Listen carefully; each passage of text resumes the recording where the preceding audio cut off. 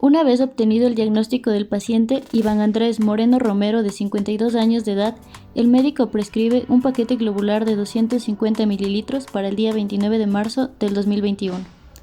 Con anterioridad, se realizó al paciente exámenes de tipificación sanguínea y pruebas cruzadas, las cuales fueron enviadas al laboratorio clínico para sus respectivos análisis.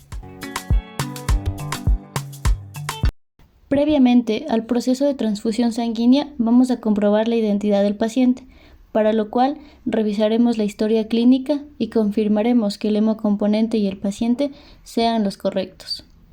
Procederemos a presentarnos. Buenos días, mi nombre es Marcela Simbaña, soy estudiante de la carrera de enfermería y el día de hoy le vamos a realizar un procedimiento de transfusión sanguínea que es un tanto doloroso pero necesario prescrito por el médico.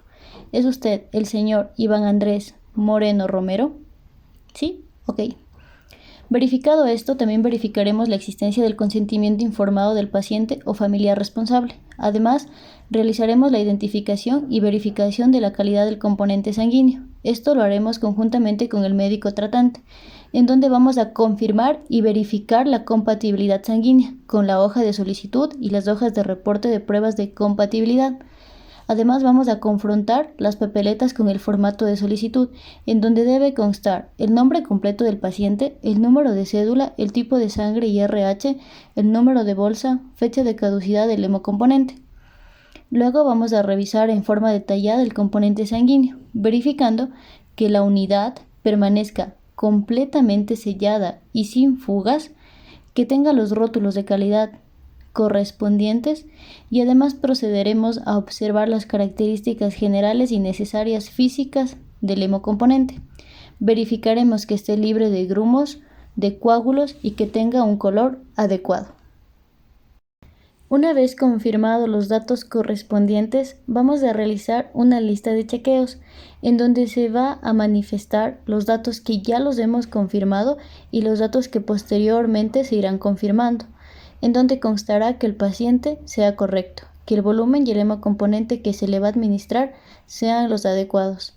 Además, debe haber una vigilancia correcta, en donde vamos a tener la capacidad de identificar de manera inmediata cualquier tipo de reacción. Debemos tener el equipo de administración correcto, es decir, que tenga filtro. Debemos verificar la velocidad correcta y, por último, se realizará registros correctos en la hoja de registros clínicos de enfermería, en la hoja de transfusión de componentes sanguíneos y en la hoja del banco de sangre. Ya, como podemos ver, el hemocomponente no presenta ningún tipo de coágulo y su coloración es normal. No ha presentado ningún daño, entonces será factible realizar lo que es la transfusión sanguínea. Antes de realizar este procedimiento, el personal deberá realizar lo que es el lavado de manos y utilizar guantes para el manejo de los hemocomponentes. Como siguiente paso, se va a evitar transfundir productos que hayan estado sin refrigeración controlada durante más de 4 horas, una vez que hayan sido salidos del banco de sangre. Como siguiente paso, el transporte de los hemocomponentes o las bolsas de sangre deberán ser en contenedores que preferiblemente deben ser de un material plástico, herméticos, hermoaislantes y lavables que aseguren la temperatura interna, que esta debe estar casi alrededor de 2 a 6 grados. De tal manera que vamos a minimizar los daños causados por los movimientos o por el contacto directo con refrigerantes.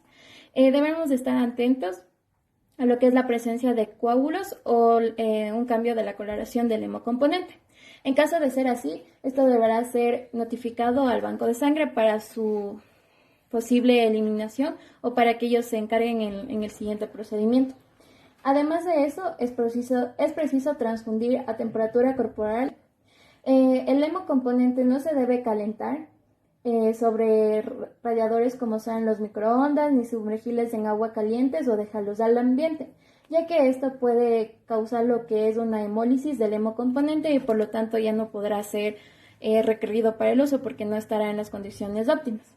Buenos días, señor. ¿Me podría confirmar si usted es el señor Iván Andrés Moreno Romero? Sí. El día de hoy se le va a realizar lo que es un procedimiento de transfusión sanguínea. ¿Usted sabe, le explicaron ya este procedimiento? Sí. Ya.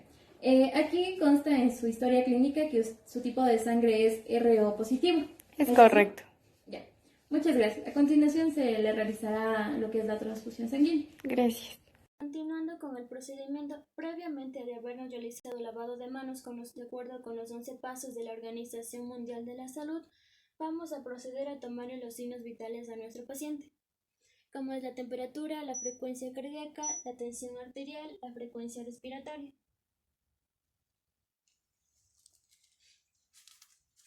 En el caso de la temperatura debemos de informar y registrar cualquier incremento mayor al 1% con respecto a la temperatura basal.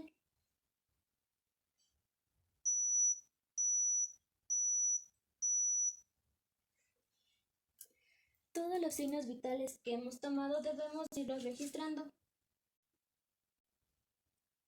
Es importante recordar que el hemocomponente no debe ser calentado a través de medios no idóneos. En el caso de que lo requiera, va a ser a través de aparatos indicados, el cual no deben superar los 37 grados centígrados.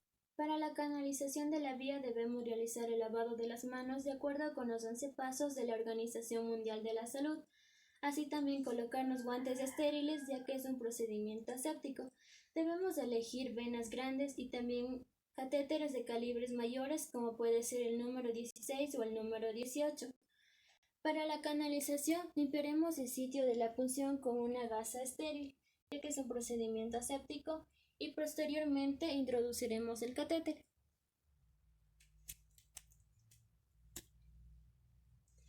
Debemos recordar que esta vía de preferencia debe ser solo para la administración de los hemoderivados y no administrar conjuntamente con la medicación. Podemos dejar la vía permeable con solución salina al 0,9% hasta alistar el hemocomponente.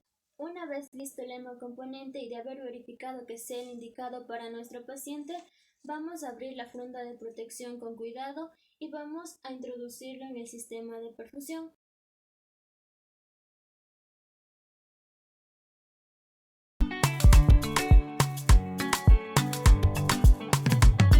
En este caso vamos a dar unos pequeños recorderis.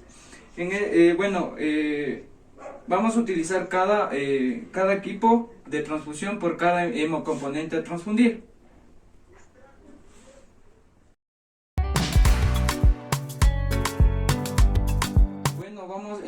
También vamos a administrar unos concentrados de eritrocitos con el filtro. ¿Qué evita el filtro? Va a evitar que los microorganismos aparezcan y también va a evitar que se acumulen aires en el equipo de venoclisis.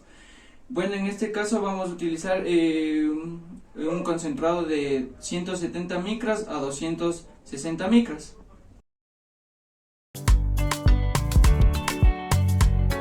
También es importante recordar que la temperatura no debe pasar de los 30 a 37 grados centígrados, debido a que para no perder lo que es el sistema de coagulación de la sangre.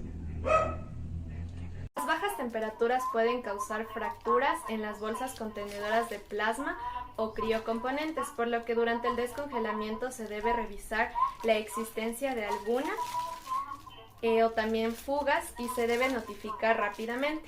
El plasma se debe de descongelar en agua sin introducir los puertos, y de no ser así se lo puede colocar en una bolsa sellada. No se debe utilizar agua caliente, pero sí agua fría, y puede descongelarse a temperatura ambiente. Es preciso transfundir a temperatura corporal sin utilizar los calentadores, porque así evitaremos una posible hemólisis en el paciente. La transfusión de plaquetas debe realizarse con un filtro de 170 a 200 micrómetros, tan rápidamente como sea tolerado por el receptor, y este procedimiento va a durar de 20 a 30 minutos. Durante la transfusión sanguínea vamos a controlar los signos vitales.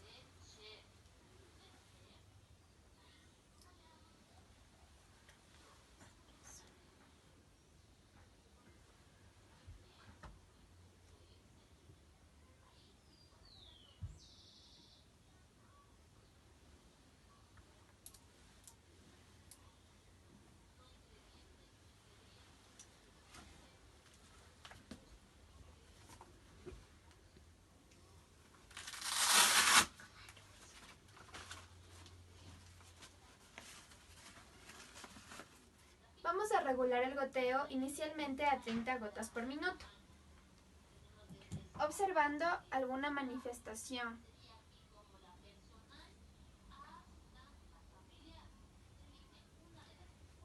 Ya. Luego posteriormente vamos a regular a 60 gotas por minuto, igualmente verificando si es que hay alguna reacción, alguna manifestación de reacción.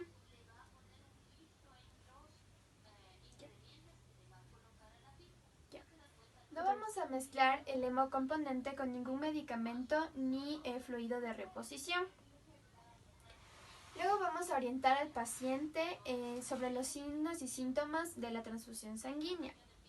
Entonces, señor Iván, la transfusión sanguínea le puede provocar ansiedad, vómitos, náuseas, taquicardia, dolor lumbar, dolor torácico. Entonces, cualquier síntoma de estos que usted presente nos va a notificar rápidamente. Luego vamos a monitorizar el sitio de punción intravenosa para verificar si hay algún tipo de infiltración o flebitis.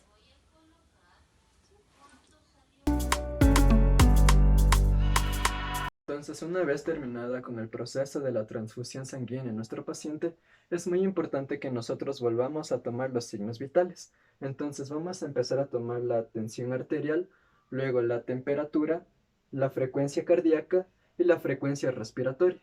Una vez que hemos tomado los signos vitales, es muy importante que nosotros registremos todo esto en la historia clínica de nuestro paciente, ya sea antes, durante y después del procedimiento, todo esto con el fin de identificar cuáles son los cambios que hubo en nuestro paciente. También es muy importante que nosotros vigilemos los signos clínicos de reacción transfusional. Entre ellos podemos encontrar escalofríos, mareos, taquicardia, náusea, vómito, dolor torácico, dolor lumbar, hipotensión, prurito y mareos. Entonces vamos a estar muy pendientes de estos signos en nuestro paciente. A continuación vamos a proceder a registrar igual en la historia clínica de nuestro paciente cuál fue el producto que le fue administrado y la razón del por qué se le administró este producto, acompañado de la fecha, el tiempo, el volumen, las observaciones y cuál fue la respuesta que tuvo nuestro paciente. No debemos olvidar que todo este procedimiento debe llevar la firma del responsable, que en este caso va a ser el médico de turno, y el enfermero o enfermera que haya estado a cargo del cuidado de nuestro paciente.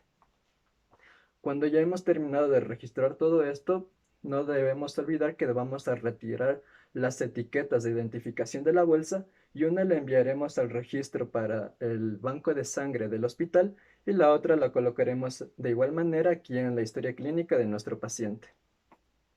Entonces, una vez que hemos llenado toda la historia clínica de nuestro paciente con todo esto, vamos a proceder a retirar la vía del paciente y la retiraremos de la bolsa. La bolsa la arrojaremos en un recipiente rojo de desechos contaminados y la vía la procederemos a lavar con 10 centímetros de solución salina isotónica con el fin de poder evitar el taponamiento de esta vía. Entonces, una vez terminado todo esto, hemos terminado el proceso de transfusión sanguínea en